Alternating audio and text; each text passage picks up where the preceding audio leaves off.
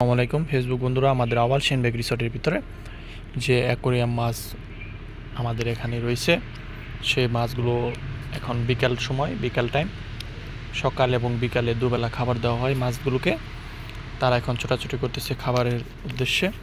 এখন আমরা খাবার দেব, দেখা যাক কীভাবে তারা খাবারগুলো খায়। দেখতে পাচ্ছেন